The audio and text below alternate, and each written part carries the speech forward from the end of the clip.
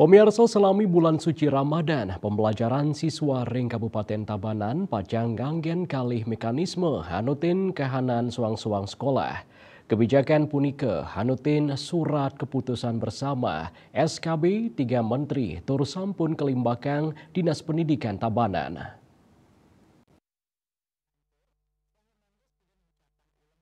Ketua Musyawarah Kerja Kepala Sekolah MKKS SMP Tabanan Inyoman Swastika Mausang, mekanisme pertama kelaksanaan majang sekolah sane akean siswanyane mengagama Selam.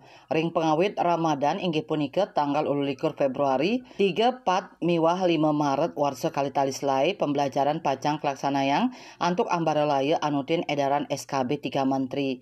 Selanturnyane sekolah sane akean non-muslim pembelajaran kantun kemargiang sekadi katahnyane.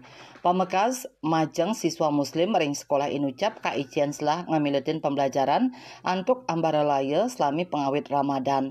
Risampun pengawit pemargin Ramadan, pembelajaran muali memargi normal majang samian siswa, inggian muslim wiyadi non-muslim, antuk rauh ke sekolah. Kepala Dinas Pendidikan Tabanan I Gusti Ngurah Dharma Utama Taler Nugesang, kebijakan inucap sampun kaunggahang ring surat edaran sane katujuang majang TK, PAUD, SD, miwa SMP.